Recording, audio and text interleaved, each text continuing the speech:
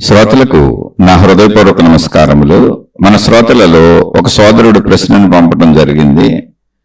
ఆ ప్రశ్న, అసలు దేవుడు ఉన్నాడా, అసలు దేవతలు ఉన్నారా, ఇన్ని మతములలో ఇంతమందికి వాళ్ళు ఆరాధించే దేవుళ్ళు దేవతలు నిజమేనా, అసలు వీళ్ళందరూ ఉన్నారా, మీరు అనంత ఆత్మశక్తి గూర్చి చెబుతున్నారు, మనిషి ఆత్మస్వరూపుడే అని చెబుతున్నారు. మరి ఈ దేవుళ్ళు దేవతలు ఏమిటి, ఈ ఆత్మశక్తి ఏమిటి, అసలు ఈ దేవుళ్ళు నిజమేనా, అసలు ఈ ఆత్మశక్తి నిజమేనా, అసలు ఈ ఆత్మశక్తికి దేవుళ్ళు దేవతలకు ఇన్ని మతములకు మార్గములకు విధానములకు ఏదైనా సంబంధము ఉన్నదా లేదా? మొత్తముగా అసలు నా ప్రశ్న, అసలు దేవుడు ఉన్నాడా? ఇదండి వీరి ప్రశ్న. దేవుడు ఉన్నాడా? దేవుడు ఉన్నాడనే ప్రపంచం మొత్తం నడుస్తుంది. ప్రపంచం మొత్తం అంటే ప్రపంచములో అధిక భాగం ప్రజలు. మళ్ళీ ప్రపంచం అన్నప్పుడు ప్రజలేనండి. ఇక్కడ ఒకటి గుర్తుపెట్టుకోవాలి, మొత్తం దేవుడు ఉన్నాడు అనుకొని వెళ్ళిపోతుందని అనుకోబాకండి. మానవ జాతి ఒక్కటే దేవుడని పేరు పెట్టుకుంది. ఇంకా విశ్వంలో దేనికి దేవుడు అనేటువంటి భావన లేదు, దేవుడు అనేటువంటి విధానము లేదు, మతములు లేవు, మార్గములు లేవు, శాస్త్రములు లేవు, గ్రంథములు లేవు, ఆచార సాంప్రదాయములు లేవు. విశ్వములో మిగిలినవన్నీ వాటి ఆవిర్భావము ఎలా ఉందో, వాటికి ఏమి నిర్ధారించబడి నిర్దేశించబడి ఉందో అలా అవి విశ్వములో జీవించి వెళ్ళిపోతున్నాయి. జడ పదార్థములైనా కావచ్చు, చైతన్యములైనా కావచ్చు, జీవులైనా కావచ్చు, పదార్థాలైనా కావచ్చు. అంటే మనుషులు కావచ్చు, చెట్లు కావచ్చు, జంతువులు కావచ్చు, పదార్థాలు కావచ్చు, గ్రహగోళ నక్షత్రములు కావచ్చు. ఎక్కడ ఏదున్నా విశ్వములో మనకు ఉన్నది అని అనిపిస్తున్నది ఏదైనా ఒక్క మనిషి తప్ప దేవుడు దైవత్వం అనే భావన కలిగినది ఏది ఉన్నట్టుగా కనిపించటం లేదు. అయితే అవన్నీ మరి ఏం చేస్తున్నాయి? దేనికి నిర్ధారించబడిన విధానములో దాని పద్ధతిలో అది వచ్చి వెళ్ళిపోతుంది. ఆ పదార్థాలు వాటి కార్యాలు చేసుకుంటున్నాయి, ఆ చెట్లు వాటి కార్యాలు చేసుకుంటున్నాయి, ఆ జంతువులు అలా పుట్టి అలా పెరిగి వాటి కార్యాలు చేసుకుంటున్నాయి. అంటే జీవిస్తున్నాయి. కార్యాలు చేసుకోవడం అంటే ఏంటి? వాటికి నిర్ధారించబడిన జీవితాన్ని జీవించి వెళ్ళిపోతున్నాయి. వచ్చినాయి, నిర్ధారించబడిన విధంగా జీవించి వెళ్ళిపోతున్నాయి. అవి గ్రహాలు కావచ్చు, గోళాలు కావచ్చు, నక్షత్రాలు కావచ్చు, ఏదైనా కావచ్చు, ఒక్క మనిషి తప్ప. మనిషి ఆలోచిస్తున్నాడు, తన జీవితాన్ని మార్చుకోవచ్చా అని ట్రై చేస్తున్నాడు. ఇప్పుడు చెట్టు ఉంది, నిర్ధారించిన విధంగానే కనపడుతుంది. చూడండి, మనకి అదేం ప్రయత్నిస్తున్నట్టు అసలు మనకు కనపడదు. ఇంకా మనం జడ పదార్థములు అన్నటువంటి కొండలు, గుట్టలు, నదులు, సముద్రాలు, ప్రకృతి అంతా ఏం ప్రయత్నిస్తున్నట్టు కనపడదు. జంతువులు కూడా ఏదో ఆహారానికి ప్రయత్నిస్తున్నట్టు, సంభోగానికి ప్రయత్నిస్తున్నట్టు, నిద్రకు ప్రయత్నిస్తున్నట్టు, అలా సహజ జీవితంలో విషయాలకు ప్రయత్నిస్తున్నట్టు కనపడతాయి. కానీ మనిషిలాగా వెంపర్లాట, దాచుకోవడం, దోచుకోవడం, ఎత్తుకుపోవడం, తప్పులు చేయడం, మోసాలు చేయడం, అన్యాయం చేయడం, కుట్రలు, కుతంత్రాలు, లేదా మంచి చేయటం, సేవ చేయటం, దేవుడు అంటాం, మతాలు, మార్గాలు, దేవుళ్ళు, విధానాలు, కాల్పనిక సాహిత్యాలు, అనేక రకాలైనటువంటి మనుషులలోనే మతపరమైన ఘర్షణలు, జాతి మత కుల భేదాలు. మళ్ళీ మనుషులందరూ ఒకలానే ఉంటారు, కానీ జాతి మత కుల భేదాలు, దైవ భేదాలు, సాధనా భేదాలు, సృష్టి కూర్చే ఎవరికి వాళ్ళు తమ సొంత మత రచనలు, ఇవన్నీ మనుషుల్లోనే కనబడతాయి. అయితే ఒకటి, ఎక్కువ శాతం అంటే 95% ప్రజలు ఏదో ఒక మతంలో, ఏదో ఒక విధానంలో దేవుడు అనేటువంటి వాడు ఉన్నాడు అని నమ్ముతున్నారు. వాళ్ళు స్త్రీ దేవుళ్ళు కావచ్చు, పురుష దేవుళ్ళు కావచ్చు. ఆ దేవుడు అనే కాన్సెప్ట్ నమ్ముతున్నారు. మరి ఈ దేవుడు అనే కాన్సెప్ట్ నమ్ముతూ వెళుతున్నప్పుడు అసలు ఏం జరుగుతుంది ఇక్కడ? అందరూ అయితే కాన్సెప్ట్ నమ్ముతున్నారు. ఏ మతాల ప్రకారం, ఏ విధానాల ప్రకారం, ఏ ఆచార సాంప్రదాయాలు ఎవరెవరు పెట్టుకున్నారో వాటిని పాటించుకుంటూ వెళ్ళిపోతున్నారు. ఎవరికాళ్ళకి వాళ్ళ మతాలు ఉన్నాయి, వాళ్ళ మార్గాలు ఉన్నాయి, వాటిని నడిపే మత పెద్దలు ఉన్నారు, గురువులు ఉన్నారు, మార్గదర్శకులు ఉన్నారు, ప్రచారకులు ఉన్నారు, అందరూ ఉన్నారు. వాళ్ళ చేతిలో జ్ఞాన గ్రంథాలు ఉన్నాయి, వాళ్ళు పాటించవలసిన ఆచార సాంప్రదాయాలు ఉన్నాయి, ప్రార్థనాలయాలు కట్టుకుంటున్నారు. ప్రతి సందులోనూ ప్రార్థనాలయాలు ఉంటాయి. ఒక ఊరిలో అనేక రకాల మతాలకు సంబంధించిన అందరు ప్రార్థనాలయాలు ఉంటాయి. ఒక ఇంటి పక్కన ఒక ఇల్లు ఉన్న వాళ్ళందరూ కూడా మానవ జాతిగా ఒకటి కావచ్చు, కానీ మతాలుగా వాళ్ళు ఒకటి కాదు. వీళ్ళ మతం వేరు, వాళ్ళ మతం వేరు, వీళ్ళ దేవుడు వేరు, వాళ్ళ దేవుడు వేరు, వీళ్ళ సాంప్రదాయం వేరు, వాళ్ళ సాంప్రదాయం వేరు, వీళ్ళ పద్ధతి వేరు, వాళ్ళ పద్ధతి వేరు. మతాలుగా విడిపోయాం, కులాలుగా విడిపోయాం. ఇలా కుల మత భేదాలతో మనం విడగొట్టుకున్నాం, కానీ మనుషులుగా మనందరం ఒకటే. కాన్సెప్ట్ ఏంటి అసలు? ఇప్పుడు దేవుడు ఉన్నాడా? అది మన సోదరుడు అడిగింది. అంటే ఉన్నాడనే అందరూ వెళ్తున్నారు, మరి ఎవరు ప్రార్థనలు వాళ్ళు చేసుకుంటున్నారు. మరి ఉంటే అసలు ఈ దేవుడు ఏం చేస్తున్నాడు? ఎంతమంది దేవుళ్ళు ఉన్నారా? ఇప్పుడు మనుషులు అనేక మంది ఉన్నట్టుగా, మనుషులలో స్త్రీలు పురుషులు అనేక మంది ఉన్నట్టుగా సుమారు 900 కోట్ల మంది, 800 కోట్లు దాటేశారు. ఏ రోజుకి ఆ రోజు పెరిగిపోతానే ఉంటారు కదా, సుమారుగా వేసుకుందాం ఊరిని రౌండ్ ఫిగర్ అర్థం చేసుకోవడానికేగా. ఈ దేవుడు ఏం చేస్తున్నాడు అంటే, దేవుడు అందరి ప్రార్థనలు వింటున్నాడు. అనేక వాళ్ళు ప్రార్థనలు చేస్తున్నారు. నేను చెబుతుంది అంతా మానవ మనస్తత్వం వైపు నుంచి, దేవుడి వైపు నుంచి కాదు. నాకేం తెలుసు దేవుడి వైపు నుంచి? నేనే దేవుడిని చూడలేదు. ఉన్నారని అందరూ అంటున్నారు. నేను పుట్టేటప్పటికే ఇక్కడ దేవుడు ఉన్నాడు, ప్రార్థనాలయాలు ఉన్నాయి, కానీ ఆ దేవుడు ఎవరు కనపడలేదు. ఆ దేవుడు ఫోటోలు, బొమ్మలు, మూర్తులు, ఇలా రకరకాలుగా ఉన్నాయి గ్రంథాలు. ఆల్రెడీ మన ముందు తరాలు పెద్దవాళ్ళు మనకు అదే నేర్పారు, దాన్ని పట్టుకెళ్ళిపోతాం. ఇప్పుడు దేవుడు ఉన్నాడు అన్నది ఎవరో చెబుతున్న సత్యమే తప్ప అనుభవ సత్యం అయితే కాదు. నేను మాట్లాడి ఇప్పుడు చెప్పే విశ్లేషణ అంతా కూడా మనుషుల వైపు నుంచి, అంటే మనుషుల మనస్తత్వం వైపు నుంచి, దేవుడి వైపు నుంచి కాదు. అయితే విశ్లేషించుకుందాం. ఏం పోయింది అంటే కొంచెం మంచి తెలుసుకుంటాం, కొంచెం మంచి నేర్చుకుంటాం. మంచి నేర్చుకోవటానికే విశ్లేషణ అంతా. దీన్ని కొంచెం జ్ఞానపరంగా మనలో జ్ఞానశక్తిని పెంచుకుందాం. శరీర శక్తిని ఎలాగో పెంచుకుంటున్నాం, రోజు శరీరంతోనే బతకాలి. లేచిన దగ్గర నుంచి శరీరంతో ఏదో పని చేయాలి. పని చేయాలంటే దానికి మనసును ఉపయోగించాలి. మనోశక్తిని పెంచుకుంటున్నాం, శరీర శక్తిని పెంచుకుంటున్నాం, బుద్ధిశక్తిని పెంచుకుంటున్నాం. ఇవన్నీ ప్రపంచంలో తిరిగి ఉపయోగించుకుంటానే ఉన్నాం. కొంచెం ఆధ్యాత్మిక పరంగా జ్ఞానశక్తిని పెంచుకుందాం. అంటే మనం జ్ఞానశక్తిని కూడా శరీరపరంగా వాడతాం, కానీ అది ప్రాపంచిక జ్ఞానం, శరీర జ్ఞానం, మనోజ్ఞానం, బుద్ధి జ్ఞానం, అహంకార జ్ఞానం అది కాదు. కొంచెం ఆధ్యాత్మిక జ్ఞానం అంటే సత్య జ్ఞానాన్ని, దాన్ని కొంచెం పెంచుకోవడానికి ఈ విశ్లేషణలు పనికొస్తాయి. ఇప్పుడు దేవుడు ఉన్నాడు, ఇది మనుషులందరూ అనుకొని వెళ్ళిపోతున్నారు. ఉంటే దేవుడు ఏం చేస్తాడు? సృష్టి అంతా చేసింది ఆయనే. కాబట్టి ఆ దేవుడు ఎవరు వాళ్ళ దేవుడు రక్షిస్తూ ఉంటాడు. ఇంతేగా మనుషులకు కావాల్సింది రక్షణగా. దేవుడా నువ్వెలా ఉన్నావు అనేది మనిషికి అవసరం లేదు. ఎందుకంటే దేవుడికి అసలు నువ్వు ఎలా ఉన్నావు అని అడగాల్సిన అవసరమే లేదు. ఎందుకంటే దేవుడు సమస్తము కలిగి ఉన్నవాడు, సంపూర్ణుడు, ఆయనకు అసలు లోటు లేదు.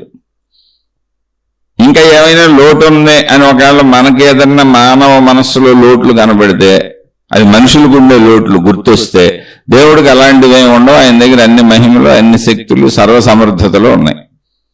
ఇది మనిషి భావన. ఓకే, సృష్టి అంతా చేసింది దేవుడే, ఎక్కడో కూర్చున్నాడు, ఇదంతా పరిపాలిస్తున్నాడు, చూస్తున్నాడు, ఓకే, అంత బాగానే ఉంది. సుమారు 900 కోట్ల మంది అనేక మతాలు పెట్టుకొని, అనేక మంది దేవుళ్ళను పెట్టుకొని, అనేక మంది దేవతలను పెట్టుకొని, అంటే వీళ్ళందరూ ఉన్నారు, దేవుడు ఉన్నాడు, ఇన్ని రకాలుగాను ఉన్నాడు. ఇప్పుడు వీళ్ళందరూ నిత్యం పగలనక రాత్రి అనక, ఇప్పుడు ఒక నిర్ధారించిన సమయం లేదుగా దేవుణ్ణి ప్రార్థించడానికో, అర్చించడానికో, ఆరాధించడానికో, పూజించడానికో, దేనికైనా సాధనలు చేయడానికో, దేనికైనా మనుషులకి ఎవరికి దోచినప్పుడు వాళ్ళు చేస్తారు. అర్ధరాత్రి అమావాస్య శ్మశానాల్లో సాధనలు చేసేవాళ్ళు కూడా ఉన్నారు. వాళ్ళకి దేవుడే ఉన్నాడు. రాత్రి లేదు, పగలు లేదు, ఉదయం లేదు, సంధ్య లేదు, ఏ సమయంలో అయినా అనేక మంది అనేక సమయాలలో వాళ్ళకి ఎప్పుడు వీలు కుదిరితే అప్పుడు. దేవుడికి వీలు కుదిరినప్పుడు కాదు, ఎందుకంటే దేవుడికి అసలు పనే లేదుగా. దేవుడికి ఏం పని లేదు, సర్వశక్తివంతుడు, సర్వసమర్థుడు, సర్వసంపూర్ణుడు. ఆయనకి ఏ అవసరత లేదు. ఆయనకి మనలాగా ఆకలి ఉండదు, కోరికలు ఉండవు. ఎందుకంటే అన్నీ ఉన్నాయి ఆయనకి. ఆయనకి సమస్తం ఉంది. మనలాంటి పనులు అవసరతలు ఏమి లేవు. ఆయనకి అసలు ఆకలే ఉండదు. నిత్య యవ్వనుడు. ఆయనకి అసలు ఏమి తినాల్సిన అవసరం లేదు. ఒకవేళ ఏమన్నా తినాలి తాగాలి అంటే అమృతం తాగేసి కూర్చుంటాడు. సింపుల్ 2 minutes జాబ్ అది. ఆయనకి అసలు వృద్ధాప్యమే రాదు. ఇలా కదా దైవ లక్షణాలన్నీ మనకు అతీత శక్తులతో పెట్టుకుంటాం కదా. శాశ్వతుడు, ఎప్పుడూ యవనంలోనే ఉంటాడు.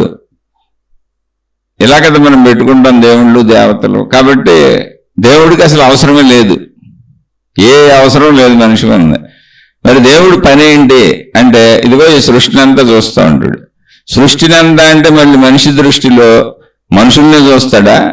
సృష్టి అనంతంగా ఉంది, అది కూడా చూస్తున్నాడా? ఏమో మనుషులు మాత్రం మా గొడవ అని చెబుతారు అంతే. మళ్ళీ మనిషికి ఆలోచన పుట్టదు. గ్రహాలు, గోళాలు, నక్షత్రాలు, చెట్లు, పుట్టలు, చామలు, అనంత విశ్వాన్ని దేవుడు చూస్తానే ఉన్నాడా? వాటికి కూడా అన్ని సమకూరుస్తున్నాడా అంటే సహజ సామాన్య మనిషి అది పట్టించుకోడు. వాడి వరకు మాత్రం దేవుడు ఖచ్చితంగా నన్ను చూస్తున్నాడు, మనవన్నీ దేవుడికి తెలుసు, నావన్నీ దేవుడికి తెలుసు, నన్ను రక్షిస్తాడు, కాపాడుతాడు. ఎవరి నమ్మకం వాడికి అంతవరకు పరిమితి. వాడు ఒక పరిమిత మానవుడు, స్త్రీలైనా పురుషులైనా వాడిది ఒక పరిమిత భావన. ఓకే పోనీ అది కూడా తీసుకుందాం, ఏం పోయింది, అలాగే తీసుకొని వెళ్దాం. ఇప్పుడు 24 గంటలో ఎవరు ఎప్పుడు ఏ టైంలో ఎక్కడ ఏ మతంలో ఏ ప్రదేశంలో ఏ విధమైన సాధన చేసినా, ప్రార్థన చేసినా, ఆరాధన చేసినా, అర్చించినా, పూజించినా, సేవించినా దాన్ని రిసీవ్ చేసుకోవడానికి ఆయన 24 hours రెడీగా ఉండాలి. ఉన్నాడా? ఉంటాడు. ఆయనకి ఏం పని ఉంది? ఆయనకి అసలు పనే లేదుగా. దేవుడికి అదే పని, రిసీవింగే. ఓకే పోనీ అలా కూడా అనుకుందాం. అలాగే అయితే ఇప్పుడు దేవుడికి ఏంటి? నిద్ర కూడా లేదు. దేవుడు మనలా నిద్రపోడు. ఎందుకని? అలిసిపోడు కనుక. ఎందుకు అలిసిపోడు? ఆయన శక్తివంతుడు కనుక. ఆయనకి అసలు ఏ అవసరతలు లేవు కనుక అలసట అనేదే తెలియదు ఆయనకి. పోనీ అది కూడా బాగుంది. మరి మనిషిని మానవ రూపంలో పెట్టుకున్నాం కదా దేవుణ్ణి మానవ రూపంలో దేవతగా దేవుడిగా పెట్టుకున్నాం కదా ఎవరికాళ్ళ మతాల్లో. కొంతమంది దేవుణ్ణి నిరాకారం అని పెట్టుకున్నా, శక్తిగా పెట్టుకున్నా, పరిమితత్వంతోనే భావించుకుంటున్నారు కదా. ఓకే మరి అలా తీసుకుందాం. మానవ రూపంలో కాసేపు అర్థం చేసుకున్నాం. దేవుడు అన్నప్పుడు మానవ రూపంలో అర్థం చేసుకుందాం. మరి ఎంతమంది ప్రపంచవ్యాప్తంగా ఉన్న 900 కోట్ల మంది వాళ్ళ ఇష్టం వచ్చినప్పుడు ఇష్టారాజ్యంగా ప్రార్థనలు చేస్తుంటే, ఏదో రకంగా అర్చిస్తూ, ఆరాధిస్తూ, సేవిస్తూ, మొత్తంగా అసలు మనుషులు ఏమడుగుతారు? దేవుణ్ణి దేవుడి కోసం ఆరాధిస్తున్నారా, పూజిస్తున్నారా, అర్చిస్తున్నారా, సేవిస్తున్నారా? కాదు కదా, కోరికల కోసం, రక్షణ కోసం కదా. మరి ఇవన్నీ విని పగలనక రాత్రి అనక మరి నిద్ర లేదు దేవుడికి అని చెప్పాక ఇవన్నీ వినేసా దేవుడు 900 కోట్ల మంది అసలు వినగలుగుతున్నాడా? ఒకే సమయంలో 1 కోటి మంది ప్రార్థిస్తున్నారు అనుకున్నప్పుడు 1 కోటి ప్రార్థనలు ఎలా వినగలుగుతున్నాడు? అంటే 1 కోటి చెవులు ఉన్నాయా? విశ్లేషణలో ఇది మనమే. అక్కడ మన భావన ఏంటి? లేదు నాది వింటాడు, ఎవరికాడికి నేను సింగిలేగా. కానీ మొత్తం దేవుడి వైపు నుంచి ఆలోచించండి ఒకసారి. 900 కోట్ల మంది ఎలా వింటున్నాడు అంటే ఆయనకి మహిమలు ఉన్నాయి, శక్తులు ఉన్నాయి. మరి మనుషులుగా పెట్టుకున్నావుగా. మనిషిగా పెట్టుకుంటే 900 కోట్ల మంది వినగలడా? ఒక మనిషి దేవత, ఓ దేవత మనిషిలా ఉంటే 900 కోట్ల మంది వినటం కుదురుతుందా ఒకేసారి? పోనీ అందులో 1 కోటి మంది ఒకేసారి వినటం కుదురుతుందా? ఓ దేవుడు మనిషిలా ఉంటే, మనిషాకృతిలో పెట్టుకున్నాక అంటే శక్తివంతుడు, మహిమపరుడు కనుక ఆయనకి అన్నీ తెలిసిపోతూ ఉంటాయి. ఎలా సంభవం అంటే సంభవం అంతే. అలా సంభవామి యుగే. అలా నాకు అన్ని సంభవమే, నన్ను నేనే సంభవింపజేసుకుంటూ ఉంటాను యుగములందు. కాబట్టి దేవుడికి తెలుస్తుంది మనిషి భావన అంతే. మరి వీళ్ళందరికీ రక్షణ ఇచ్చేస్తాడా? ఏవో నాకైతే ఇస్తాడు. మా మత పెద్దలు చెప్పారు, మా గ్రంథాలు చెబుతున్నాయి, మా వాళ్ళందరూ ముందు నుంచి చెబుతున్నారు.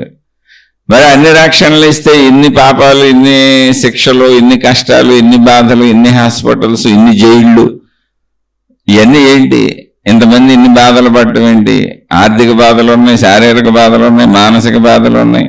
అనారోగ్య బాధలు, రకరకాల బాధలు ఉన్నాయి కదా, మరి కష్టాలు ఎక్కడి నుంచి వచ్చినాయి? ప్రతి వ్యక్తి ఏదో ఒక బాధకు లోనవుతానే ఉన్నాడు కదా. మళ్ళీ ఆ ప్రతి వ్యక్తి ఏదో ఒక దేవుణ్ణి ఏదో ఒక మతంలో పూజిస్తూనే ఉన్నాడు కదా. మరి దీనికి ఆన్సర్ ఏంటి? ఏమో నాకు తెలియదు, నా వరకు నాకంతే. దీని పేరే నమ్మకము. నా దగ్గర ఆన్సర్ లేదు. ఆయన మహిమవంతుడు, ఆ దేవుడు అనేవాడు శక్తివంతుడు, మహిమపరుడు, ఇందుగలడు అందులేడని సందేహము వలదు, చక్రి సర్వోపగతండు, ఎన్నెంది వెదికి చూసిన అందందే గలడు, దానవాగ్రిని వింటే అన్నాడు. ఓకే, అది డౌట్ లేదు. ఆత్మశక్తిగా అది సరిపోతుంది. దేవుడు శక్తి స్వరూపుడుగా అయితే అది సరిపోతుంది. దాన్ని నేను తప్పు పట్టట్లేదు అసలు. దీన్ని నమ్మకము అంటారు. నమ్మకం, నేను నమ్ముతున్నా, అలా నమ్మమని నాకు చిన్నప్పటి నుంచి నేర్పబడింది. నమ్మకపోతే నీకు భక్తి లేదన్నారు, నమ్మకపోతే నువ్వు గురుద్రోహివి అన్నారు, నమ్మకపోతే నువ్వు దైవద్రోహివి అన్నారు. మరి దైవద్రోహులు, నా గురుద్రోహుల్ని ఏం చేస్తాడు దేవుడు? శిక్షింపబడతారు అన్నాడు. ఈ నమ్మని వాళ్ళందరూ శిక్షింపబడతారు. అంటే నమ్మిన వాళ్ళు రక్షింపబడతారా? అదే నమ్మకం ప్రస్తుతం సాగుతున్నది. ప్రస్తుతం ప్రపంచంలో సాగుతున్న విశ్వాసం ఏంటి, అసలు నమ్మకం ఏంటి? ఈ మతాల నేర్పేదేంటి? ఈ మత పెద్దలు, గురువులు నేర్పేదేంటి? ఎవరికి వాళ్ళు సొంత దేవుళ్ళని తయారు చేసుకున్నటువంటి ఆ దేవుడు తాలూకా లాయర్లు అందరూ, అంటే మత పెద్దలు, గురువులు. అంటే మాకు దేవుడు మనిషికి తెలియదుగా, దేవుడు ఆ మత పెద్దలకి తెలుసు. దేవుడు ఉన్నాడని ప్రచారాలు చేస్తుంది వాళ్ళే, మహిమలు మాయలు అద్భుతాలు చెబుతుంది వాళ్ళే. సామాన్య మానవుడికి దేవుడు తెలియదు. వీళ్ళు చెప్పటం వల్ల ఉన్నాడని నమ్ముతున్నారు. తల్లిదండ్రులు చెబితే పిల్లలు నమ్మారు. ఆ తల్లిదండ్రులకి మత పెద్దలో, మత ప్రవక్తలో, ఎవరో ఒకళ్ళు, ఏ మతంలో ఎవరైతే వాళ్ళు గురువులో ఎవరో చెప్పారు, అనాదిగా గ్రంథాలు చెబుతున్నాయి, వాళ్ళు నమ్ముతున్నారు. అంతే మత విశ్వాసము. అది వాళ్ళు నమ్మిస్తున్నారు. ఆ ప్రచారకులు, మత ప్రచారకులు ఓకే నమ్మారు. ఇప్పుడు వాళ్ళు ఏం చెబుతున్నారు? దేవుడు మాకు కనపడ్డాడు, ఆ దేవత మాకు కనపడింది, మాకు వాళ్ళు చెబుతున్నారా, అవి మీకు చెబుతున్నామని చెబుతున్నారు. ఇది బాహాటంగా జరుగుతున్న సత్యం మతాలలో. మళ్ళీ ఇంక సభలు పెట్టి మహిమలో మాయలు అద్భుతాలని అసలు అక్కడ సభలు పెట్టి సినిమాలు చూపించినట్టు చూపించేస్తున్నారు. నిజంగా సభల మీద జబ్బులు తగ్గించేసామని ఇప్పటికీ జరుగుతూనే ఉన్నాయి. సభలు పెట్టి చూసుకోండి అనేక మతాల్లో. మళ్ళీ పోనీ ఆ సభలకు వచ్చేవాళ్ళు తక్కువ మంది జనం కాదు, లక్షల్లో వస్తున్నారు, వేలు లక్షల్లోనే ఉన్నారు. ఇలా ఈ మతాలను నమ్మి, మత ప్రచారకులు నమ్మి, ఈ మహిమలు మాయలు అద్భుతాలు నమ్మి మొత్తం ప్రపంచంలో 90% ఈ నమ్మకం మీద నడుస్తుంది. అంటే ఇప్పుడు ఏంటి అసలు నమ్మకం? దేవుడు మొత్తం అన్న గమనిస్తున్నాడు, వింటున్నాడు, చూస్తున్నాడు, దేవుడు ఉన్నాడు. ఓకే, అందులో డౌటే లేదు. నేను కూడా దేవుడు ఉన్నాడు అనుకుని ప్రయాణం సాగిస్తున్నాను. ఈ శీర్షికల దాకా వచ్చాను. ఎవరైనా ఇలా రావాల్సిందే, ఇంకో దారి కూడా లేదు. ఇప్పుడు ఇంటికి ఉన్న దేవుడు ఏం చేస్తున్నాడు? దేవుణ్ణి నమ్మని వాళ్ళ పరిస్థితి ఏంటి? మరి దేవుణ్ణి నమ్మని వాళ్ళు ఉన్నారు, నాస్తికులు ఉన్నారు, హేతువాదులు ఉన్నారు, మానవతావాదులు ఉన్నారు. అసలు వాళ్ళు ఏ దేవుణ్ణి నమ్మరు, ఏ మతాన్ని నమ్మరు. వాళ్ళు జస్ట్ మనిషి మంచిగా బతికితే చాలు అంటారు. వాళ్ళేం చెడు చేయమని చెప్పరండి. పైగా దేవుళ్ళ పేరు మీద జరుగుతున్న మోసాలన్నీ బయట పెడతా ఉంటారు. వాళ్ళ పని అదే. జన విజ్ఞాన వేదికలని, జనవేదికలని బోల్డ్ వేదికలు, బోల్డ్ సంస్థలు పెట్టారు వాళ్ళు. ప్రజలను మోసం చేస్తున్న, దేవుళ్ళ పేరు మీద మోసం చేస్తున్న మత ప్రచారకుల్ని, మత ప్రబోధకుల్ని, మాయలు మహిమలు అని ప్రచారాలు చేస్తున్న గురువుల్ని, ఇటువంటి వాళ్ళందరినీ పట్టి చీల్చి చెండాడి ప్రజలకు చూపిస్తున్నారు. నాయనా ఇదంతా మోసం, అబద్ధం, ఇదిగో మహిమలు ఎలా చేయొచ్చు, విభూతి ఎలా తీయొచ్చు, నోట్లోని శివలింగాలు ఎలా తీయొచ్చు, చేతులు ఎలా గిరగర తిప్పి ఇదిగో వస్తువులు ఎలా సృష్టించవచ్చు, కొబ్బరికాయలు ఎలా కదపొచ్చు, ఎదురుగుండా ఉన్న వస్తువుల్ని ఎలా కదపొచ్చు, రకరకాలు చేయొచ్చు. మనవాళ్ళని కూర్చోబెట్టి కాళ్ళు లేనోడుగా నటింపజేసి కాళ్ళు వచ్చినాయని నడిపించేయచ్చు. మనమే మహిమలు జరిగిపోతున్నట్టుగా అద్భుతాలు పుస్తకాలు రాయొచ్చు. అక్కడ మనవాళ్ళని కొంతమందిని బ్యాచ్ని కూర్చోబెట్టి వాళ్ళకి డబ్బులు ఇచ్చి వాళ్ళతో సినిమాల్లో యాక్షన్లు చేయించినట్టుగా యాక్షన్లు చేయించి మాకు మహిమ జరిగిపోయింది, మా జబ్బులు తగ్గిపోయినాయి, మా కష్టాలు తగ్గిపోయినాయి, మా కన్నీళ్లు తగ్గిపోయినాయి, మేము అసలు ఈ దేవుణ్ణి నమ్ముకున్నాక ఇక మా జీవితం అంతా ఆనందమయంగా సాగిపోతుందని చెబుతూ కొంతమంది, అందరూ కాదండో, మంచోళ్ళు ఉండబట్టే మనం కూడా మాట్లాడుకుంటున్నాం. ఇవన్నీ మనం ఇక్కడ దాకా వచ్చాం. కొంతమంది మోసగాళ్ళు, సాగుతున్న మోసగత్తులు ఎవరైతే మోసాలు చేస్తూ సాగుతున్నారో వాళ్ళని బయట పెడతానికి బోల్డ్ మంది సంస్థలు పెట్టుకున్నారు. ఎవరాళ్ళంతా అసలు ఇవి నమ్మని వాళ్ళు నాస్తికులు, హేతువాదులు, అనేక మానవవాదులని అనేక పేర్లు పెట్టుకున్నారు వాళ్ళు. అంటే మానవుడుగా బతకాలి అని. మతం మంచిదా చెడ్డదా అని కాదు. అందులో మళ్ళీ ఇప్పుడు మానవవాదుల్లో విధానాలు పెట్టుకున్న వాళ్ళు కొంతమందిని గౌరవిస్తారు. ఇప్పుడు బుద్ధుడు అనేటువంటి ఆయన్ని గౌరవించేటువంటి వాళ్ళు ఉన్నారు. ఎందుకంటే బుద్ధుడు అసలు ఏ మతం పెట్టలేదు. బుద్ధుడు మానవుడు ఎలా బతకాలో మంచిగా బతికే విధానం చెప్పాడని అటువంటి వాళ్ళని గౌరవించే వాళ్ళు కూడా ఉన్నారు. నిజంగా అటువంటి విషయాలు చెప్పిన వాళ్ళని నాస్తికులు కూడా గౌరవిస్తున్నారు. ఒక వివేకానందుని గౌరవించే నాస్తికులు, హేతువాదులు ఉన్నారు. ఒక బుద్ధుడిని గౌరవించే వాళ్ళు ఉన్నారు. నిజాయితీగా ధర్మం మాట్లాడుతున్నటువంటి అనేక మతాలలోని దేవుళ్ళు, దేవతలుగా ఉన్నటువంటి వాళ్ళల్లో నిజాయితీని ఒప్పుకునే వాళ్ళు ఉన్నారు. కానీ ఆ పేరు మీద మోసాలు చేయబాకండి అని చెబుతున్నారు. ఇప్పుడున్న వాళ్ళకి ప్రజలకు చెబుతున్నారు మోసపోబాకండి అని. మోసాలు ఎలా చేస్తారో వివరిస్తున్నారు, సంస్థలు పెట్టుకు తిరుగుతున్నారు. సరే, ఓకే, బాగానే ఉంది. ఇప్పుడు ఏమైందంటే ఇంతకీ ఒక సిద్ధాంతం మనలో ప్రబలంగా బలపడిపోయింది. ఏంటంటే దేవుణ్ణి నమ్మిన వాళ్ళందరినీ దేవుడు రక్షిస్తాడు, దేవుడు నమ్మని వాళ్ళందరినీ దేవుడు శిక్షిస్తాడు. ఇది ప్రజల్లో బాగా నాటుకుపోయి ఉంటుంది.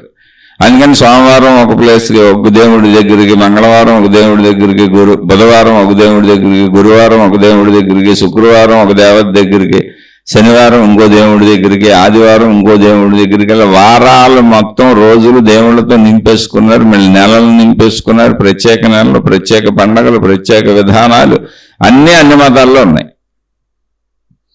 ఓకే, ఏదోటి దేవుళ్ళతో నింపుకున్నారు. ఓకే, ఎందుకంటే దేవుణ్ణి నమ్మితే రక్షిస్తాడు, దేవతను నమ్మితే రక్షిస్తుంది. ఓకే, నో ప్రాబ్లం, అది మంచిదే నమ్మటం. కానీ ఇక్కడ ప్రాబ్లం ఎక్కడొచ్చింది అంటే, ఒక సందర్భంలో ఒక ఇంట్లో 2 పోర్షన్లు ఇల్లు. అది ఒక పోర్షన్లో ఇంటి యజమాని నివసిస్తున్నాడు. ఆయన మహా ధార్మికుడు, అంటే దేవుణ్ణి నమ్ముతూ ఆచార సాంప్రదాయములు పాటించుకుంటున్నటువంటి ఒక మంచి వ్యక్తి. ఏ మతం అయితే ఏంటి, ఏదో ఒక మతం మనం చెప్పుకుంటున్న కథ. దైవభక్తుడు, దేవతా భక్తుడు, ఎవరైనా సరే దైవభక్తుడు. దేవుడు ఉన్నాడు అనే కాన్సెప్ట్లో, దేవుణ్ణి నమ్మిన వాళ్ళు రక్షింపబడతారు అనే కాన్సెప్ట్లో వెళుతున్నవాడు. ఇక ఆయన ఎప్పుడో పెట్టుకొని లెగుస్తాడు. తెల్లవారుజామున ఏదో బ్రహ్మ ముహూర్తమో ఇంకోటో ఏదో సంథింగ్ లెగుస్తాడు. ఇక అక్కడి నుంచి ఆయనకు దోచిన ప్రార్థనలన్నీ మొదలు పెడతాడు. గట్టిగా అన్ని పాటలు చూడండి, మైకులు మోగిపోతా ఉంటాయి. మన మందిరాల దగ్గర ఉన్న వాళ్ళకి తెలుస్తుంది, ప్రార్థనాలయాల దగ్గర ఉన్న వాళ్ళందరికీ తెలుస్తుంది. చాలా ప్రార్థనాలయాల మీద కేసులు పెట్టారు పక్కెళ్ళోళ్ళు. అయ్యా, వీళ్ళు మైకులు పెట్టి ఆ సౌండ్ పెట్టి మమ్మల్ని చాలా ఇబ్బంది పెడుతున్నారు. ఏదో ఒకరోజు అంటే దేవుడి పేరు మీద భరించగలం కానీ భరించలేకపోతున్నామని అనేక ప్రార్థనాలయాల మీద కేసులు ఉన్నాయి. ఏం లేదు, ఫుల్ సౌండ్ మైకి పెట్టేస్తారు. ఎందుకంటే ప్రచారం వీళ్ళకి కాదు, అవసరం లేని వాళ్ళందరికీ వినిపించాలి. వాళ్ళ కోసం కాదు వాళ్ళు ప్రార్థనాలయం కట్టింది. ప్రజలందరి చెవులు ఊదర కొట్టాలి మైకులు పెట్టి. బోల్డ్ మీద కేసులు ఉన్నాయి. మరి ఎందుకో తెలియదు. పోనీ వాళ్ళ వరకు పెట్టుకోవచ్చు, ఆ మందిరమో ఆ ప్రార్థనాలయమో వాళ్ళ వరకు వినపడేటట్టు పెట్టుకోవచ్చు. కాదు, ప్రార్థనాలయాలు పైన కడతారు మైకులు, ఊరంతా వినపడాలి, ఫుల్ సౌండ్ పెడతారు. ఇది ప్రార్థనాలయాల యొక్క వైశిష్ట్యము. అంటే వాళ్ళ ఉద్దేశం ఏంటో తెలుసా? అసలు మా ప్రార్థనాలయాలకు సంబంధించినటువంటి మా దేవుడు ప్రార్థనలు వింటేనే తరించిపోతారు ప్రజలందరూ అని. కానీ ఆ చుట్టూ ఉన్న వాళ్ళు మళ్ళీ అనేక మతాల వాళ్ళు ఉన్నారు. వాళ్ళేమో మేము తరించము, మాకు రోజు ఈ గొడవ ఏంటి, ఈ గోల ఏంటి, పైగా అవన్నీ సైతాన్ మాటలని వాళ్ళు అనుకుంటారు, మాయా మాటలని వాళ్ళు అనుకుంటారు. ఎందుకని ఆ మతం వాళ్ళు మాత్రమే దాన్ని నమ్ముతారు, మిగిలిన మతం వాళ్ళు ఆ దేవుడిని నమ్మరుగా. అందుకని ఆ దేవుడు ప్రార్థనలన్నీ వాళ్ళకి ఇబ్బందికరంగా ఉండటమే కాకుండా వినటం వలన పాపం వస్తుంది అనేది కూడా ఉంది. అది కూడా నేర్పారు. ఈ దేవుడిని వదిలిపెట్టి నువ్వు ఇంకొక దేవుడి దగ్గరికి వెళ్ళినా, ఈ గురువుని వదిలిపెట్టి ఇంకొక గురువు దగ్గరికి వెళ్ళినా, ఈ మతాన్ని వదిలిపెట్టి ఇంకొక మతంలోకి వెళ్ళినా సర్వభ్రష్టత్వాన్ని పొందుతావు, నష్టపోతావని బెదిరింపులు కూడా ఉన్నాయి. ఎక్కువ బెదిరింపులు, భయం మీదే మతాలన్నీ నడుస్తూ ఉంటాయి. దేవుళ్ళు దేవతలను నడుపుతూ ఉంటారు ప్రచారకులు. భయం మీద, మనిషిలో ఉన్న భయం అనే బలహీనత మీద, మనిషిలో ఉన్న ఆశ, కోరిక, రక్షణ, భయము అనేటువంటి వాటి మీద మొత్తం దేవుళ్ళు దేవతల విధానాలని ఎవరు నడుపుతారు? దేవుళ్ళు దేవతలు కాదు, వాళ్ళు మనకు కనపడతలేదుగా. కనపడితే మనమే వాళ్ళ వెనక వెళ్ళిపోతాంగా. వాళ్ళు ఉన్నారని చెబుతున్న మత పెద్దలు, మత ప్రవక్తలు, గురువులు, మత ప్రచారకులు వీళ్ళు నడుపుతారు మానవ బలహీనతని ఆధారంగా చేసుకొని. ప్రతి మనిషిలో భయం అనే ఓ బలహీనత ఉంటుంది, రక్షణ అవసరం అనే ఓ బలహీనత ఉంటుంది, కోరికలు ఉంటాయి, ఆశలు ఉంటాయి, ఇవన్నీ బలహీనతలే. అంటే నా బలంతో నేను సాధించుకోలేనివన్నీ నా బలహీనతలు. ఆ బలహీనతలన్నీ బలం గల దేవుడు తీరుస్తాడు అని ఈ మనుషులు, అంటే దాన్ని ప్రచారంగా జీవిత వృత్తిగా ప్రవృత్తిగా పెట్టుకున్న ప్రచారకులైన మత పెద్దలు ఆ విషయాలను చెబుతూ వాళ్ళు ప్రజల నుంచి డబ్బులు తీసుకొని, ప్రజల సేవలు తీసుకొని, ప్రజల అండదండలతో వాళ్ళు బలపడుతూ ఉంటారు. వాళ్ళు వాళ్ళ బలహీనతలను పూరించుకుంటూ ఉంటారు దేవుడి పేరు చెప్పి. సరే, ఏదైనా మనుషుల్లో ఈ నమ్మకాలు ఉంటాయి. సరే, ఒకసారి ఏం జరిగింది, ఇప్పుడు 2 పోర్షన్లు ఇల్లు కదా, ఈయన ఇంట్లోకి ఇంకొక ఆయన అద్దెకొచ్చాడు. అద్దె జాయిన్ చెప్పినంత చక్కగా ఇచ్చాడు, శుభ్రంగా ఉంటాడు, దిగాడు. ఆయన ఫ్యామిలీ అక్కడ ఉంటుంది, ఈయన ఫ్యామిలీ ఎక్కడ ఉంటుంది. తీరా ఆయనకి వచ్చినాక తెలిసింది ఏంటంటే ఆయన నాస్తికుడు, దేవుణ్ణి నమ్మడు, ఆయన ఒక మానవవాది, హేతువాది. కానీ అన్ని మంచి పనులు చేస్తాడు, చక్కటి మంచి పనులు చేస్తాడు. ఈయనేమో పొద్దున్నే లేవగానే చీకటితో మొదలు పెడతాడు, బ్రహ్మ ముహూర్తంతో లెగుస్తాడు, రాత్రి పడుకునే వరకు మధ్య మధ్యలో ఆయన గుర్తొచ్చినప్పుడల్లా ఆయన ప్రార్థనలు మొదలు పెడతాడు. అవన్నీ చుట్టూ ఉన్న అందరికీ వినపడేలా ఫుల్ సౌండ్తో ఉంటుంది. పాపం పక్కన ఉన్న ఈయన మానవతావాది కదా, ఏదోలే ఆయన నమ్మకం, ఆయన సౌండ్ చేస్తే కూడా మనం ఎందుకు ఆయన అంటామైనా ఈయన మేలకుండా వెళ్ళిపోతాడు, ఏమండి అసలు. కానీ ఆయన ఏదో మంచి పనులు చేసుకుంటాడు, సరదాగా భార్య పిల్లలతో హాయిగా ఉంటాడు, కుటుంబానికి అవసరమైనవి చూసుకుంటాడు, వృత్తి వ్యాపార ఉద్యోగాలు ఏదో ఆయనకున్న వృత్తులు చేసుకుంటాడు, వ్యాపారమో ఉద్యోగమో. ఎక్కడ అధర్మం చేయడు, అన్యాయం చేయడు, అందరికీ మేలు చేస్తాడు. ఈ దైవభక్తుడు ఆయన దేవుణ్ణి పూజించటం లేదు అనే విషయాన్ని గ్రహించి ఆయన్ని చాలాసార్లు ఈ దేవుణ్ణి నమ్మించేలా, దేవుణ్ణి నమ్మమని చెప్పేలా ఆయన్ని ఎలా అయినా దైవ మార్గంలోకి తేవాలని విశ్వ ప్రయత్నాలు పాపం చేశాడు. ఇప్పుడు ఈ మత ప్రచారకులందరూ అయ్యాక చేసేది దైవ ప్రచారకులు, ఈయన కూడా చేశాడు. ఆయన ఏమన్నా దేవుడు కూడా నాకెందుకు, ప్రార్థించే చేతుల కన్నా, ప్రార్థించే పెదవుల కన్నా సేవించే చేతులు మిన్నా అన్నాడు ఆయన. ప్రార్థించే పెదవుల కన్నా సేవించే చేతులు మిన్నా. నేను ఏదో ఒక సేవ చేస్తూ ఉంటానండి, నేను అన్యాయం చేయను, మోసం చేయను, అధర్మం చేయను, మళ్ళీ నేను చేసే పనిలో కూడా చాలా నిజాయితీ ఉంటుంది, ఎవరికే సహాయం కావాలన్నా చేస్తాను, నాకు ఈ దేవుడు కూడా వద్దులేండి అని ఆయన చాలాసార్లు తప్పించుకున్నాడు. ఈయనకు కూడా ఏదైనా అవసరమైతే సహాయం చేస్తుంటాడు ఆయన. పాపం ఈయన ఏదన్నా అవసరమే, అత్యవసరం, ఏ హాస్పిటల్కి వీళ్ళని తీసుకెళ్లాల్సి వచ్చి నేను తోడెళ్తాడు, అన్నీ చేసి పెడతాడు దేవుడిని నమ్మడంటే. అలాని పాపం ఆయన దేవుణ్ణి పూజించుకుని ఏ పండో ఫలమో పలహారమో ఇస్తే చక్కగా తింటాడు కూడా. ఏదైతే దేవుడి పేరో కాదో, పండేగా చెట్టుకొచ్చిందేగా, చక్కగా తింటాడు. నాకు ఇప్పుడు దేవుడి పేరుతో ప్రసాదం అని తింటే ఏంటి, ఒట్టుగా పండు ఫలం అని తింటే ఏంటి, ఆహారం అని తింటే ఏంటి, ఏదోటి పాపం ఆయన ఇచ్చాడు, ఆయన బాధ పెడతాం ఎందుకని తింటాడు. ఈయన మాత్రం రోజు ఆయన చూసి బాధపడిపోతుంటాడు, ఒరే నరకానికి పోతావు రా, నువ్వు దేవుణ్ణి నమ్మట్లేదని మనసులో అనుకుంటుంటాడు. ఎందుకంటే దేవుణ్ణి నమ్మని వాళ్ళందరూ నరకానికి పోతారు. సరే, ఇలా గడిచిపోయింది, చాలా కాలం గడిచిపోయింది. ఈయన రోజు పొద్దున్నే తెల్లారుజామున లెగుస్తాడు, ఎప్పుడు గుర్తొస్తే ఎప్పుడు ఆయనకి వీలు ఉన్నప్పుడు ఆయన పనులు చేసుకొని మధ్య మధ్యలో ఆ దేవుడికి ఆ మతంలో ఏమేం చెప్పారో అలా తెల్లవారుజాము నుంచి రాత్రి పడుకునే వరకు అప్పుడప్పుడు మాత్రం అద్భుతమైన అరుపులు కేకలతో ఈయన అన్నీ సాగుతూ ఉంటాయి. అంటే సరదాగా చెబుతున్నాను, అనేక మతాల్లో మీరు గమనించినట్టయితే ఆ మైకల హోరు మీరు విన్నట్టయితే అరుపులో కేకలో మీకే అర్థమైపోద్ది. మరి పైగా ప్రజలు ఇప్పుడు వాళ్ళ వరకు వాళ్ళు చేసుకోవచ్చు, తప్పు లేదు. మరి మైకలు తీసుకెళ్లి ఆకాశంలో కట్టి ఊరంతా వినపడాలని ఎందుకు అనుకుంటున్నారో తెలియదు. మళ్ళీ వీళ్ళు పెట్టారని ఇంకొకళ్ళు పెడతారు, ఈ మతం వాళ్ళు పెట్టారని ఆ మతం వాళ్ళు పెడతారు, ఈ ప్రార్థనాలయం వాళ్ళు పెట్టారని ఆ ప్రార్థనాలయం వాళ్ళు పెడితే నేనుండే ఊర్లో నా చుట్టుపక్కల ఒకేసారి 7-8 ప్రార్థనాలయాల మైకులు మోగుతుంటే బుర్ర బద్దలైపోయింది. ఎన్నోసార్లు జరిగినాయి. నాకు దేవుడంటే ఇష్టమే, కానీ మైకి తెచ్చి చెవులో పెడితే ఎలా బతుకుతాం? అది కామన్ సెన్స్ ఉండదు. ఎందుకని అంటే అసలు దైవ ప్రార్థన వినిపించటం పుణ్యం అనుకుంటున్నారు వాళ్ళు. ఈ మైకులో మేము వినిపించటం ప్రజల్ని తరింపజేస్తున్నాం అనుకుంటున్నారు.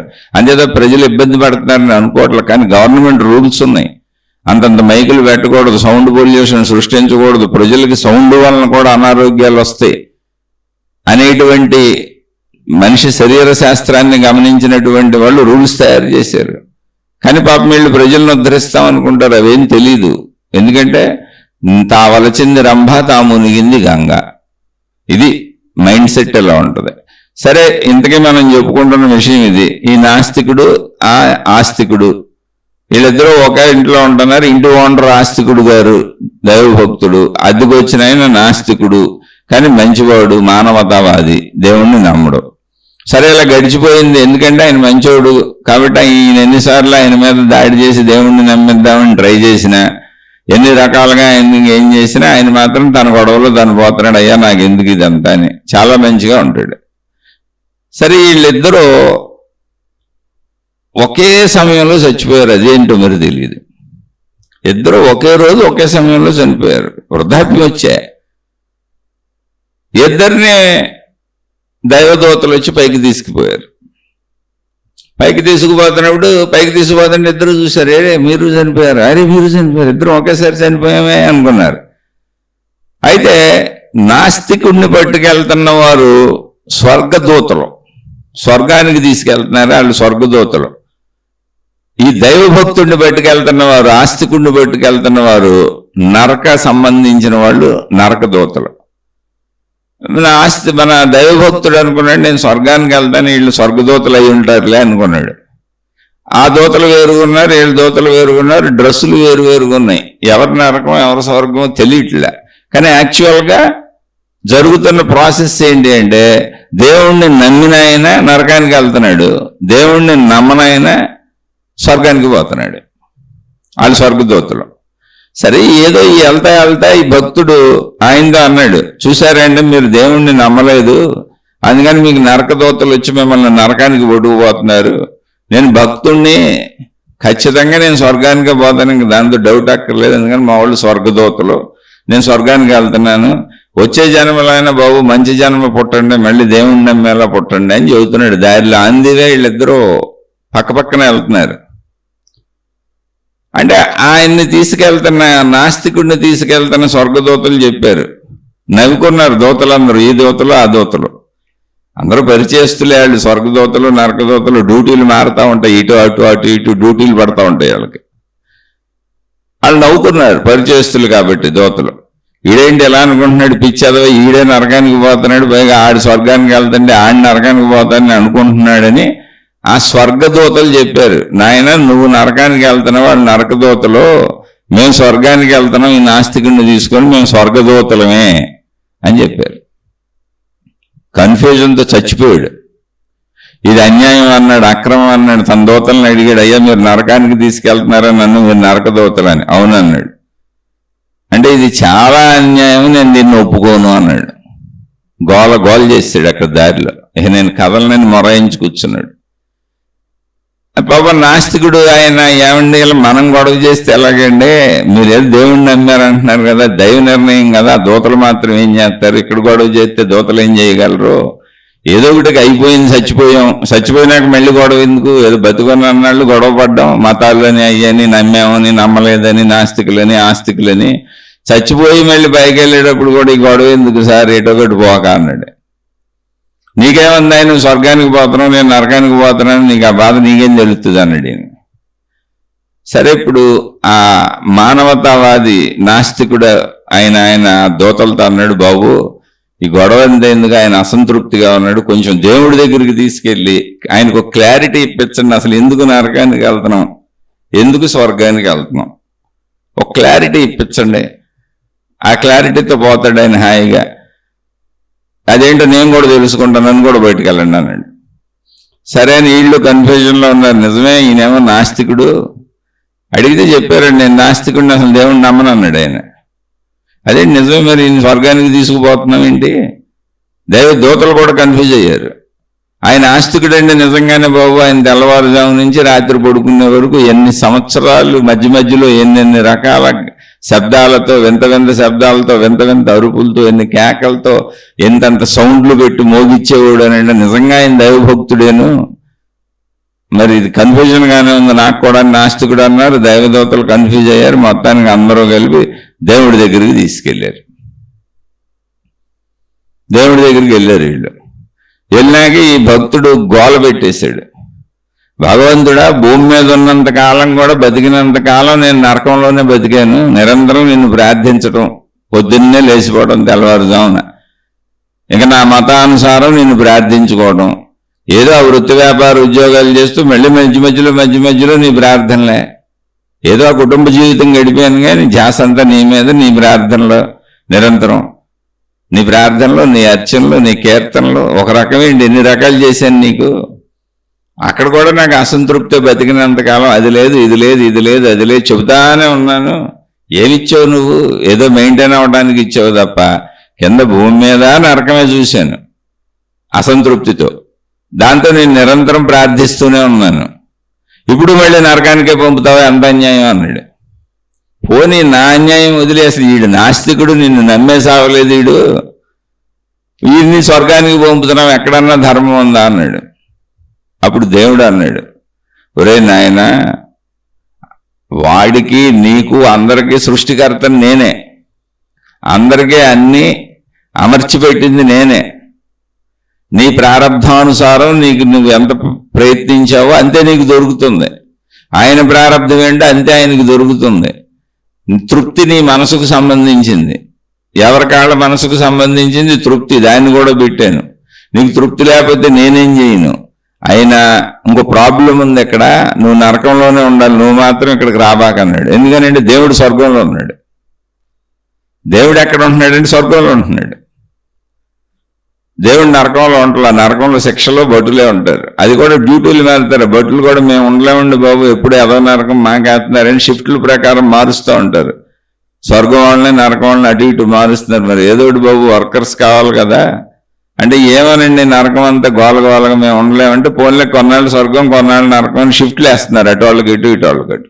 దేవుడు మాత్రం ఎప్పుడు స్వర్గంలో ఉంటాడు, జస్ట్ అన్ని కరెక్ట్గా జరుగుతున్నాయా లేదా అని అప్పుడప్పుడు నరకంకి వెళ్ళి చూసి వచ్చేస్తాడు అంతే. ఆయన అన్ని సీసీ కెమెరాలు ఉంటాయి, దేవుడికి కనపడతా ఉంటాయి మొత్తం. దేవుడు స్వర్గంలోనే ఉంటాడు. దేవుడు అన్నాడు, నేనున్న చోట నువ్వు మాత్రం వద్దన్నాడు భక్తుడిని. అదేంటి స్వామి అన్నాడు. ఏముందరా, ఎన్ని ఇచ్చినా నీకు తృప్తి లేదు, నిరంతరం పొద్దున్నే తెల్లారుజామున లేచి మొదలు పెడతావు నీ అరుపులు, కేకలు, గోల. అలానే నువ్వు అడిగినవన్నీ ఏదో రకంగా తీరుద్దామని ప్రయత్నిస్తానే ఉన్నా, ఇస్తానే ఉన్నా. పోనీ నువ్వేమన్నా కష్టపడతావేమో అని చూస్తున్నా, నువ్వు ఎంత కష్టపడ్డావో అంత ఇస్తున్నా. రూల్స్ తప్పి ఎలా ఇవ్వను? నువ్వు నాకు భక్తుడైనంత మాత్రం రూల్స్ తప్పి ఎలా ఇస్తాను? నేను సృష్టి అంతా నాదేగా. అలా అయితే నీకంటే ఘన భక్తులు, గొప్ప భక్తులు బోల్డ్ ఉన్నారు. వాళ్ళకి 24 గంటలు నా కోసమే తపస్సులు ధ్యానాలు చేస్తూ ఉంటారు, నా కోసం కోట్లు కోట్లు ఖర్చు పెడతా ఉంటారు. వాళ్ళకి ఇంకా ఎక్కువ ఇవ్వాలిగా. అందుకని ఏం లేదు, రూల్ నువ్వు ఎంత చేస్తే అంత. పైగా ఇప్పుడు నేను ఇక్కడ పెట్టుకుంటే ప్రమాదం ఏంటంటే, మళ్ళీ నీకు ఈ అరుపులు, కేకలు, గోళ్ళు, ప్రార్థనలు ఇవన్నీ ఇప్పుడు వినాలి నేను, నీ ప్రేయర్స్ అన్ని. ఇక్కడ నువ్వు వద్దు, నువ్వు నరకానికి పో. వాడిని హాయిగా ఇక్కడ ఉండడం, చక్కగా ఆడేదో లెగిసి ఆడి పనులు ఆడు చేసుకుని చుట్టూ ఉన్న మనుషులందరికీ సాయం చేసి ఒక్క తప్పు కూడా చేయకుండా ప్రశాంతంగా బతికాడు. నేనేమి ఇచ్చానో దాంతో తృప్తి పడ్డాడు, తన శక్తితో తనకేం దొరికిందో దాంతో హాయిగా బతికాడు. పైగా అందులోంచి మళ్ళీ ఇతరులకు సహాయం కూడా చేశాడు. నువ్వేమో నిరంతరం సరిపోలేదని నాకు ప్రార్థనలు, అర్చనలు, కీర్తనలు, భజనలు మొదలెట్టి దేవుడా నేను నీ భక్తుడిని ఎప్పుడూ అడగటమే, నిరంతరం అడగటమే రక్షణే. ఒరే, ఇన్ని ఇచ్చినాక ఇంకా అడుగుతుంటే అసలు మిమ్మల్ని నేను ఎలా భరించను అన్నాడు దేవుడు. నీకు అద్భుతమైన శరీరం ఇచ్చాను, చుట్టూ వనరులు ఇచ్చాను, వసతులు ఇచ్చాను. ఆ పక్కనున్న వాటిని కూడా నువ్వు వెళ్ళి నీ కష్టంతో తెచ్చుకోకుండా మొత్తం నన్నే అడుగుతుంటే, ఎంత ఇచ్చినా సరిపోలేదు ఇంకా కావాలంటే, ఎంత వచ్చినా సరిపోలేదు ఇంకా కావాలంటే అసలు నేను ఎలా భరించగలను రా బాబు? మీరు భక్తులైనా వద్దు, భక్తులు కాకపోయినా నాకు వద్దు. మళ్ళీ ఇక్కడ మొదలెడతావు ఇప్పుడు పొద్దున్నే, ఇవి చూసావు, గొడవకు వచ్చావు, అసలు వాడు మెదలకుండా వచ్చాడు, నువ్వు గొడవకు వచ్చావు అన్నాడు దేవుడు. మళ్ళీ నేను దైవభక్తుడిని కదా అని ఒక హక్కు, అధికారం నా మీద నీకు వచ్చి ఇప్పుడు తీర్పులు చెప్పమని అడిగావు. ఇప్పుడు దేవుడు ఏదో చేశాడు, ఇప్పుడు ఏమీ నమ్మని నాస్తికుడు ఏం చెప్పాడు దారిలో నీకు? ఏమయ్యా, దైవ సృష్టే కదా, నువ్వు దేవుడిని నమ్ముతావు కదా, ఏదో దేవుడు చేసేసాడు కదా, పోనీలే అన్నాడు. వాడు కనీసం నా నిర్ణయాన్ని నమ్మినా నమ్మకపోయినా నీ వరకు అన్న చెప్పడానికి యాక్సెప్ట్ చేశాడు నన్ను. నువ్వు నన్నే పూజిస్తూ నా విధానాలు యాక్సెప్ట్ చేయట్లా, నా సిద్ధాంతాలు యాక్సెప్ట్ చేయట్లా, నా ధర్మం, న్యాయం, మంచి, సత్యం ఇవన్నీ నువ్వు యాక్సెప్ట్ చేయట్లా, పాటించట్లా. అవన్నీ నావే, దేవుడివి, నేను పెట్టిందే. నువ్వు భక్తుడు అయితే సరిపోదు నాయన, నువ్వు మంచోడు అవ్వాలి, ధర్మంగా ఉండాలి, మంచిగా బతకాలి, సర్వకాల సర్వావస్థల యందు నువ్వు మంచిగా ఉండడమే దైవభక్తి. అంతే తప్ప నువ్వు భక్తుడు అయితే నాకేం సంబంధం లేదని. కాబట్టి పో, నరకానికి పో, నువ్వేం మంచి పనులు చేసావు చెప్పన్నాడు. ఒక్క మంచి పని చెప్పరా నువ్వు చేసిందని. స్వామి నీకు బోళ్ళు కొబ్బరికాయలు కొట్టా, బోళ్ళు ప్రార్థనలు చేశా, బోళ్ళు అగరత్తులు వెలిగించా, బోళ్ళు దీపాలు పెట్టా, బోళ్ళు సాంబ్రాణీలు వేసి పొగలేసా, నీ పుణ్యక్షేత్ర యాత్రలు చేశా. అందులో నాకు దొరికేది, నేను తీసుకునేది, నాకు ఉపయోగపడేది ఏమన్నా ఒకటి ఉందారా, అది ఎంత నువ్వు చేసుకున్నావు నీకోసం. నీ ఇల్లు హాయిగా ఉండడానికి సాంబ్రాణి పొగలు వేసుకున్నావు, నీకు మంచి వాసనలు రావడానికి అగరబత్తీలు వెలిగించావు, ఇలా చేసావు, కానీ నాకేం వచ్చిందిరా అన్నాడు. దైవభక్తుడు నరకానికి పోయాడు. ఆఖరికి ఏం జరిగినా దైవభక్తుడు నరకానికి పోయాడు. దేవుడు చెప్పాడు, నువ్వు పెట్టిన నైవేద్యాలన్నీ నువ్వే తినేసావు అన్నాడు. పేరు కోరుకునే నాకు పెట్టావు, కానీ నేను ఎక్కడ తిన్నాను, అసలు నేను ఎందుకు తింటాను నైవేద్యం? కాబట్టి నీ ధర్మ ప్రవృత్తి, నీ మంచి గుణం ఏదో ఉందో అదే నాకు నైవేద్యం. నువ్వు ధర్మంగా మంచిగా జీవించు. నువ్వు నన్ను పూజించమని పర్లా. నన్ను పూజించమని ఎందుకు చెప్పేది అంటే, దేవుడు ఉన్నాడు నమ్మండి అని ఎందుకు చెప్పేది అంటే, ఆ సృష్టిని నేను ఎందుకు ఏర్పరిచాను, ఎన్ని మతాలుగా ఎన్ని విధానాలుగా అది సాగుతున్నా ఎందుకు ఊరుకున్నాను అంటే, దేవుడి పేరు మీద, దేవత పేరు మీద, మతం పేరు మీద, మార్గం పేరు మీద అయినా మీరు మంచిగా బతుకుతారేమో అని. దేవుడు ఉన్నాడన్న భయంతో అన్న ధర్మంగా జీవిస్తారని. మీరు మీ ఇష్టం వచ్చినట్టు జీవించేసి పైగా నన్ను కోరికలకు వాడుకుంటున్నారు, అధర్మానికి వాడుకుంటున్నారు, నేను అన్ని రకాల తప్పులు చేస్తాను రక్షించమని అడుగుతున్నారు. అలాంటివి జరగవనండి. పో, నరకానికి పో, వచ్చే జన్మలన్నా మంచిగా బతుకు, ధర్మంగా బతుకు. నువ్వు భక్తుడు కాకపోయినా పర్వాలేదు, నువ్వు భక్తుడు భక్తురాలు అయితే మాత్రం ఒకటే సూత్రం, దేవుణ్ణి నమ్మితే మంచిగానే బతకాలి, ధర్మంగానే బతకాలి. అప్పుడు దేవుడు అన్నట్టు. నువ్వు నీ ఇష్టం వచ్చినట్టు బయటికి దైవభక్తుడైనా దేవుడు లేనట్టే. ఈ నాస్తికుడు మంచిగా బతికాడు, నన్ను పూజించలే, వాడికి దేవుడు అన్నట్టు. ఎందుకంటే మంచే దేవుడు, ధర్మమే దేవుడు, నా స్వరూపము ధర్మము. మీకోసం మీరు పెట్టుకున్న ఆకృతుల్లో మీరు ఎలా పూజించుకున్నా నేను ఒప్పుకుంటున్నా, ఎందుకని మీరు మంచిగా బతుకుతారు. కాబట్టి ఇవన్నీ ఆలోచించుకొని జాగ్రత్తగా ఇప్పుడు నువ్వేమేం చేసావో అన్నీ ఒకసారి నువ్వు మళ్ళీ నెమరు వేసుకొని నరకంలో అన్నీ గుర్తు చేసుకో. మళ్ళీ నువ్వు జన్మకి వెళ్తావు, నువ్వు చేసిన పాపాలన్నీ అయిపోయినాక. ఈసారి జన్మలోనే హాయిగా ప్రశాంతంగా మంచిగా బతుకు. మంచి నేర్పడం కోసం మతం, మంచి నేర్పడం కోసం గురువు, మంచి నేర్పడం కోసం దేవుడు, మంచి నేర్పడం కోసం గ్రంథం, మంచి నేర్పడం కోసమే ఎన్ని విధానాలుగా దేవుణ్ణి చీలికలు చేసినా దేవుణ్ణైనా నేను ఎందుకు ఊరుకుంటున్నానంటే మంచిగా ఉంటారు అని. మంచిగా ఉంటేనే మిమ్మల్ని నేను రక్షిస్తాను, కాపాడుతాను, మీరు నా వాళ్ళు అనుకుంటాను. చెడ్డగా ఉన్న ప్రతివాడు నాకు శత్రువే, వాడిని శిక్షించేది నేనే. మీరు నన్ను పూజించినా పూజించకపోయినా ప్రాబ్లం లేదు, ఆస్తికులైనా నాస్తికులైనా ప్రాబ్లం లేదు. మానవ జాతిలో దేవుడు ఉన్నాడు అంటే ఆ నమ్మకం ఉన్న ప్రతివాడు మంచిగా ధర్మంగా బతకాలి. మీరు మంచిగా ధర్మంగా బతికితే దేవుడు ఉన్నట్టు, మీరు మంచిగా ధర్మంగా బ్రతకపోతే దేవుడు లేనట్టు. అంతే తప్ప నాస్తికులు ఆస్తికులు అని నమ్మకాల మీద కాదు అని చెప్పి దేవుడు ఆయన నరకంలో దోశాడు, ఈయన స్వర్గంలో దోశాడు. ఆ నరకంలోకి వెళ్ళేవాడికి చెప్పాడు, నీ అరుపులు కేకల గోల నాకు తగ్గింది, అక్కడన్నా ప్రశాంతంగా ఉండు, మొత్తం నెమరు వేసుకో నాయన, మంచి పనులు చేయాలి, మంచి మాటలు చెప్పటం కాదు, మాటలు మాట్లాడటం కాదు, మంచి పనులు చేయాలి, మంచిగా జీవించాలి. అలా ఈ నాస్తికుడు జీవించాడు. కాబట్టి వీడికి స్వర్గము, అందరూ నా వాళ్లే. ఇది దేవుడు ఇచ్చిన తీర్పు. దీన్ని బట్టి దేవుడు ఉన్నాడా లేదా మీరే నిర్ణయించుకోండి. ఉంటే ఆ దేవుడితో ఎలా ఉండాలో కూడా మీరే నిర్ణయించుకోండి. ఆ దేవుణ్ణే అనంత ఆత్మశక్తి అని మహాత్ములు చెప్పారు. ఆ అనంత ఆత్మశక్తినే మనుషులకు అర్థం కావట్లేదని దేవుళ్ళు, దేవతలు, విధానాలు, మతాలు, పద్ధతులుగా తీసుకొచ్చారు. ఇది ఇంచుమించు చాలా శీర్షికల్లో నేను మీకు చెబుతూనే ఉన్నాను. ఒకవేళ ఇంకా మీకు కావాలంటే ఏమైనా సందేహాలు ఉంటే అడగండి, మళ్ళీ చెప్పుకుందాం. ఈ శీర్షికని ఇక్కడికి ముగించుకుందాం. మన 2 ఛానల్స్ నడుస్తున్నాయి, ఒకటి డివైన్ ప్లానెట్. అందులో ఆల్రెడీ చెప్పేసినటువంటి శీర్షికలు 2400కు పైగా ఉన్నాయి. చక్కగా మీకు కావలసిన వాళ్ళు అక్కడికి వెళ్ళి వినండి. ఇది ఆధ్యాత్మిక చదువుని కొంచెం తక్కువ సమయంలో చెబుదామనే ప్రయత్నంతో మొదలుపెట్టిన ఛానల్ ఇది. అందులో అన్ని గంట 2 గంటలు దాటి కూడా వెళ్ళిపోతున్నాయి. ఇంచుమించు గంట 2 గంటలకు మధ్యలో శీర్షికలు ఉంటున్నాయి. దీన్ని కొంచెం తగ్గించి చెబుదామని ప్రయత్నిస్తున్నాను, కానీ కుదరటం లేదు. అయినా తగ్గించే ప్రయత్నం చేస్తాను. తగ్గించి చెప్పుకుందాం. చక్కగా మంచిగా ఉండండి. మీరు చేసే మంచి మీకు రక్షణ. ధర్మంగా ఉండటమే దైవాన్ని నమ్మటం. దైవము అంటే మంచి, దైవము అంటే ధర్మము. దాన్ని పాటించుకుందాం. మనలో మంచిని, ధర్మాన్ని పెంచుకునే ప్రయత్నం చేద్దాం. అందుకే ఈ ఆధ్యాత్మిక చదువు. ఇది చదువు. ఇక్కడ మహిమలు, మాయలు, అద్భుతాలు ఉండవు. శుభమస్తు. మీకు, మీ కుటుంబ సభ్యులకు మేలు చేకూరుగాక. మరలా మరొక కొత్త శీర్షికతో కలుసుకుందాం.